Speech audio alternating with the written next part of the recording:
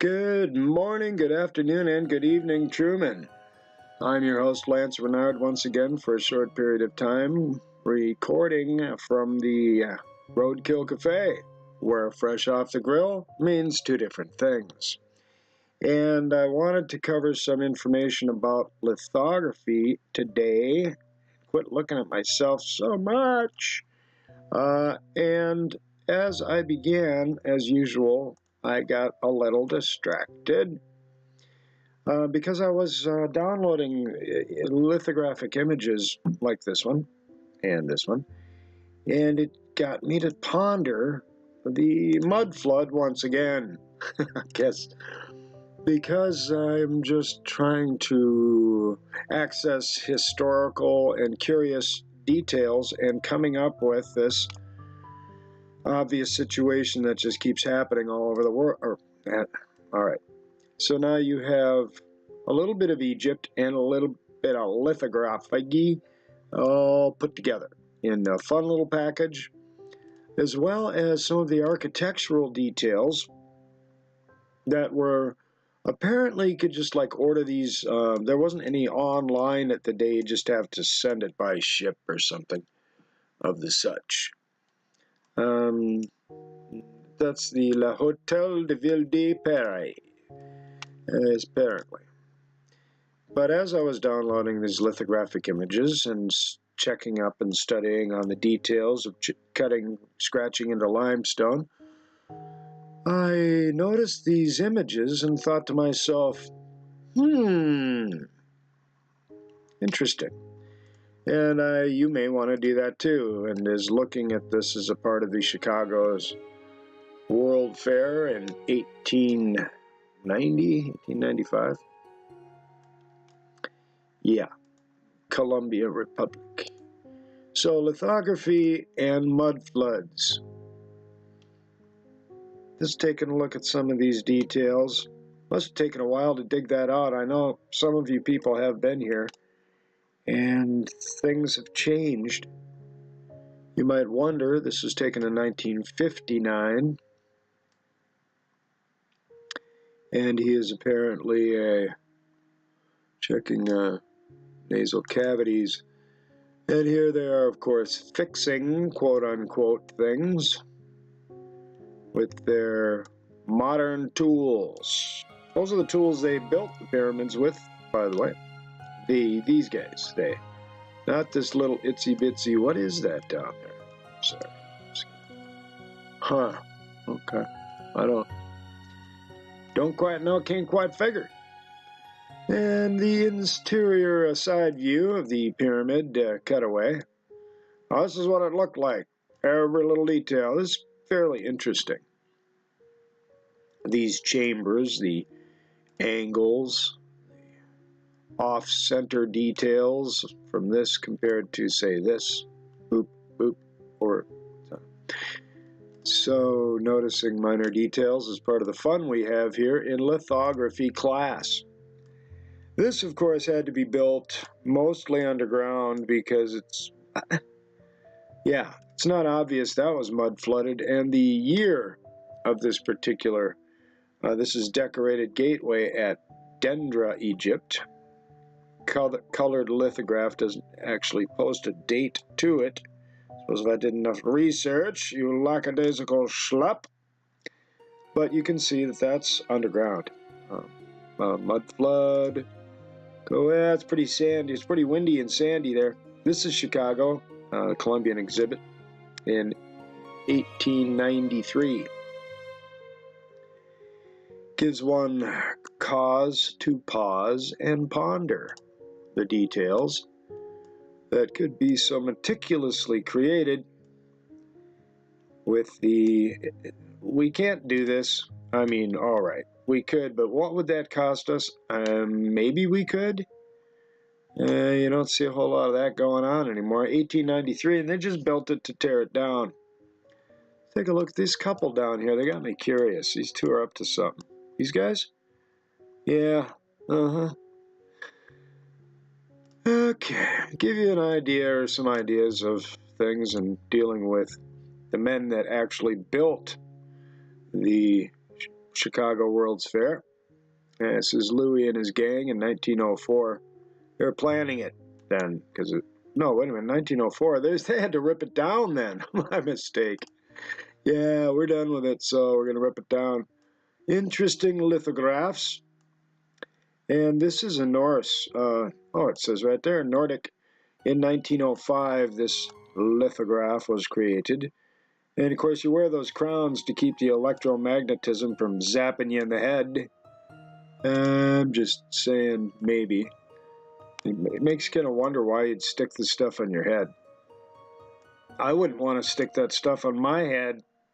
Okay, but that's probably me. This 2 spoons. I like this. 2 spoons. You got 2 spoons and 1 handle.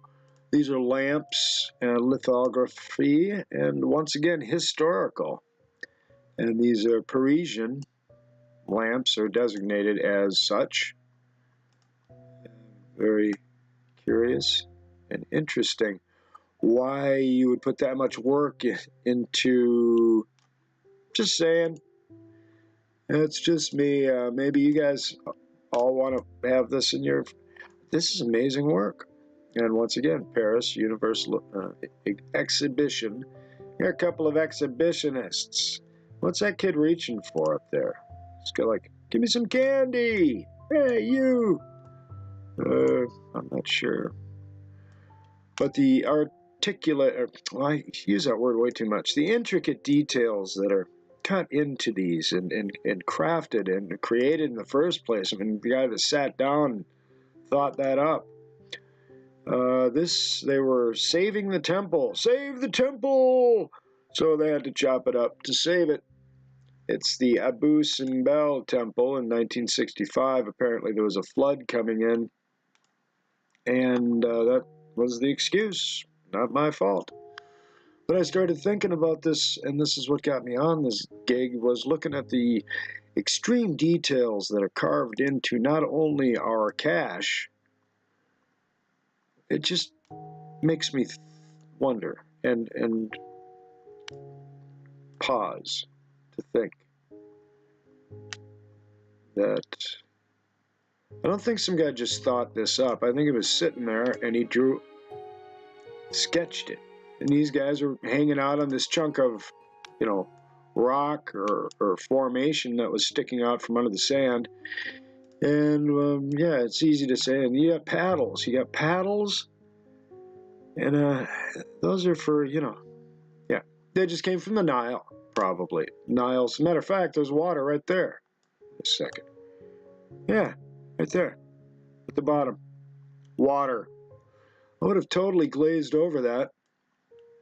So you people that have been out there, think about these things. And I'm done. I just did. I'm over it. And I don't want to pop a brain cell. And these details of Chicago, my birthplace, Chicago, Chicago, it's a toddling town. We toddle in Chicago. See, there's some people toddling over here. You toddlers, what are you doing, you toddlers? They're toddling. And it looks like a nice part of town. I don't think people have too much trouble. The amazing and intricate details. And so it started with lithography, and it fell into the whole Mudflood thing. And I didn't download these. I just downloaded this one because it's a coloration. It's a lithograph with color added to it. And I thought, well, that's kind of neat, so I'll download that. And then after I looked at it, I'm like, hey, wait a second. Down here, this is all mud-flooded. And those archways, people are hanging out in the mud-flooded archways, getting out of the sun while they're out having a picnic and playing with the kids. So this happened to, think of the age. And then there's stuff sticking up out of the dirt here, just the top of a building, just, and that's not the horizon. This thing is sticking out of the hill, it's just a little obvious. And that's what, raises a few flags and my eyebrows and this and that, and these pillars laying around it as if they had been picked up and thrown. These buried buildings over here, and this was not my objective. And you really go off the point a lot there, Lance boy. But really, is that what it's about? Because I'm thinking it's just about noticing things. We'll get back to how people scratch things into, into clay and such.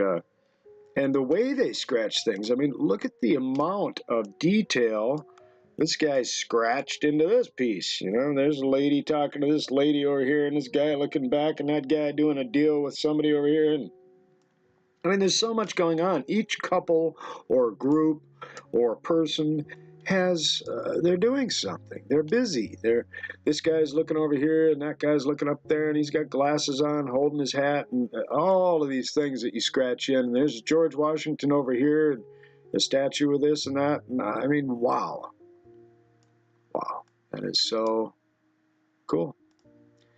In my humble opinion, the amount of work, labor, attention, inspiration, what it took, just to make something that, compared to the last one, this is simple. This is a simplistic looking piece compared to the last one. But when you get down into the nitty gritty of it, and you go, oh yeah, this guy scratched it into a chunk of rock and then pressed paper on it while he got the rock wet. And then he put ink on the wet rock, and that way it would transfer to the paper and all this. This is kind of an evil, good, evil baby, apparently, because, you got a baby with bat wings, and then you got, an angel with bat angel, and, and then Robin Angel down there. The good angel, whatever. Good baby, bad baby, needy baby, greedy.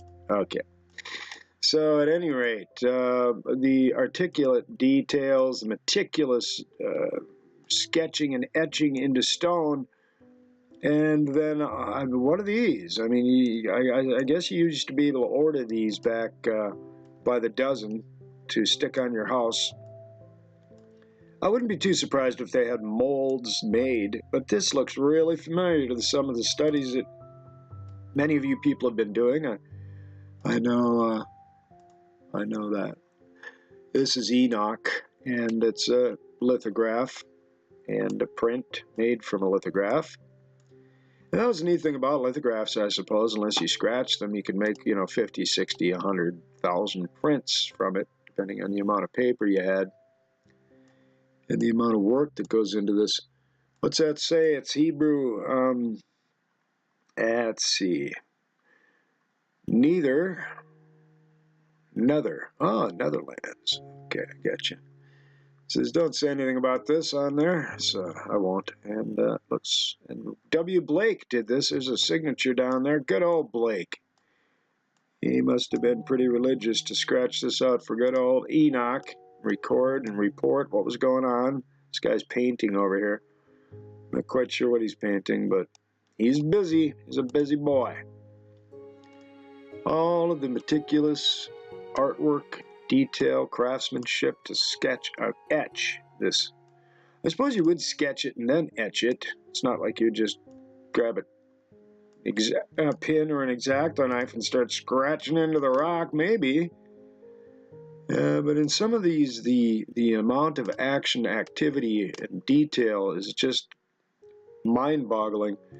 Little puppy dog's over here getting a treat from that guy, and this lady's walking up looking at this horse, and some have more or less. This guy liked dogs. Apparently there's another dog running around, a stray dog. Could be a call to arms for animal rights, but the details are astounding. And then the historical value of how things were put together and before the rebuild and what you could order. Just have this guy make it for you. Who is this? This is Jacques de Caron sculpture.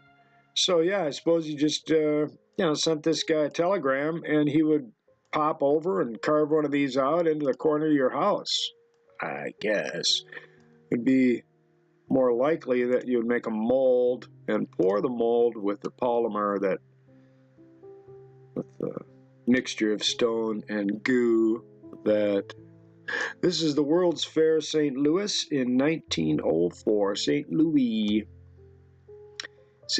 Missouri, I would imagine. Oh no, Celebrating the centennial acquisition of Louisiana Territory, 1904. Okay, so we're going to celebrate something. So let's build a massive city to do that, to celebrate something. When do we... I don't recall ever like driving by somewhere and going, why are they building that massive city? Oh, they're going to have a World's Fair over there next year. And so this is strange. I'm not going to... Okay, I will show you this, but in order for me to show it to you just briefly is a curiosity, especially if you live in Vigues, Paris. I'm going to glaze by that one. I'm not going to say why exactly. Banyan tree. This is the old banyan tree. And the historical facts, when you look at these lithographs, you start to wonder, I do, and you wonder what, like this, okay, peacocks hang out up there in banyan trees. I didn't realize peacocks were into that. But if you look at the size of the trees, you look at the size of the animals in relation to the size of the trees, maybe that's just a part of India or somewhere that I'm unfamiliar with that has really old trees, because the sizes, even the trees in the back, are fairly large. There's a few little ones over to the left and a couple to the right, but these are like branches. Once again, just pointing out some curiosities in the way the tree grows into itself and out of itself and into the ground. You probably know, I've seen trees similar. The sequoia isn't one of them, but anyway. Here's where they were posting the first post to build the state fair in Chicago. So that was nice of them to go out into the woods and pound a stake in. And with that hatchet right there, he built all this.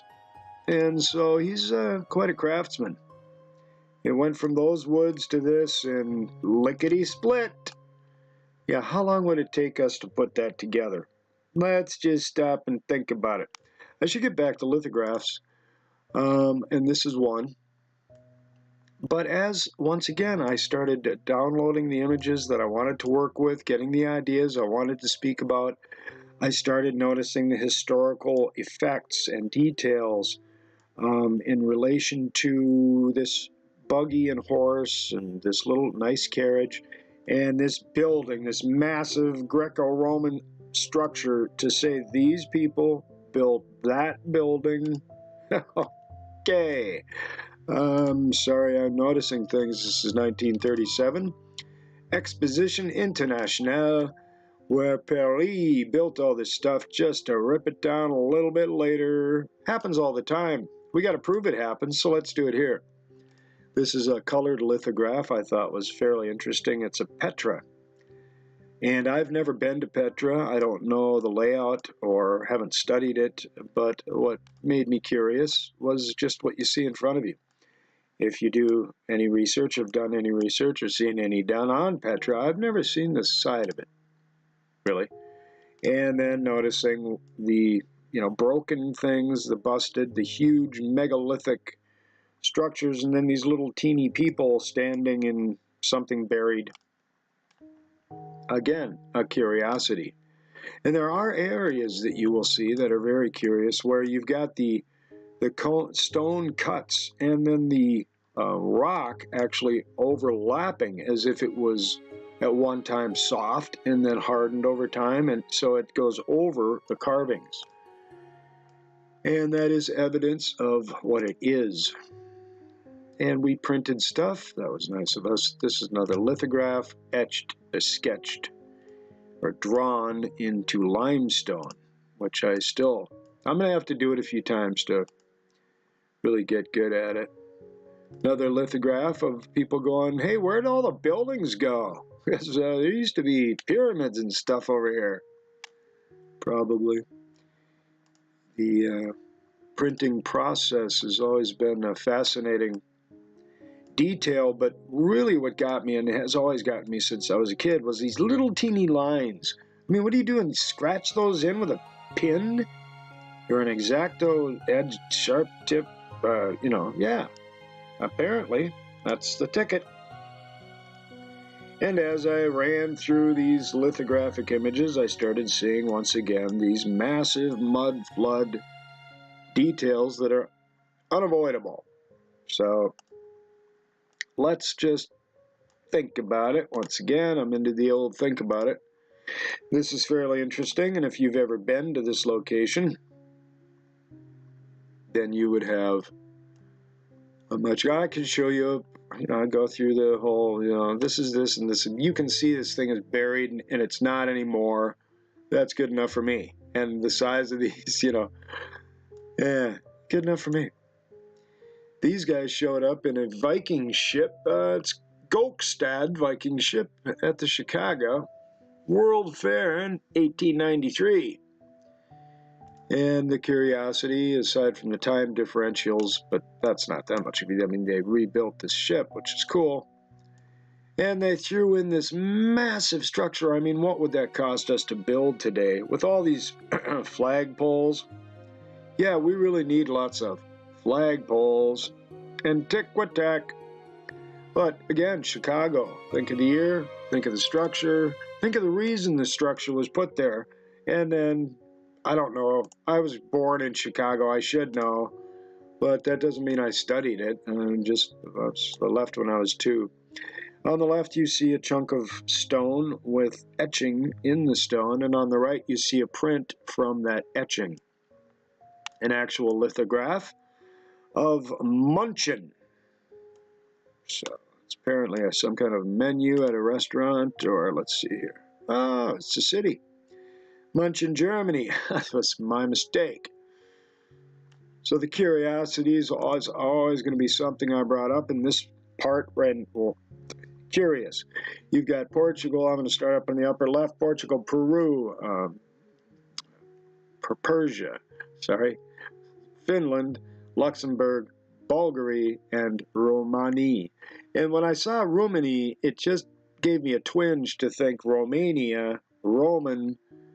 And if you look at the maps from the ancient Roman Empire maps, it's not there. I mean, the city's there, but the Holy Roman Empire didn't show up into the 1700s after everyone decided to make some changes. But prior to that, the people that lived in the Holy Roman Empire really didn't put it on their maps, and that gives one pause to wonder and ponder some details. What wasn't on the maps? Like, the important stuff, like the Roman Empire.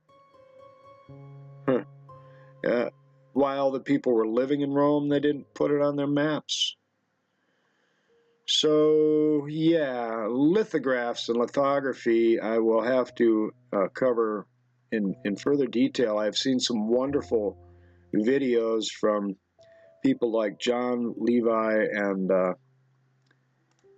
at the top of my head, of course, I've always got Martin Leedkey and Sylvia Ivanov, the Mudflood King Roger, Mud Fossil University. But there are so many other great people that I really haven't mentioned and should possibly in my next video if I ever become prepared at any point in time from rambling and babbling. But these considerations that we have gone through here today, I think they're valid. I might keep this video. I'm not big on YouTube and studying and learning about how it's done. Maybe I should be. Maybe I should be a billionaire off YouTube. I'm just doing this for fun and disseminating information. And I hope I've helped. Talk to you soon. Oh, like, comment, and subscribe. Please. Thank you.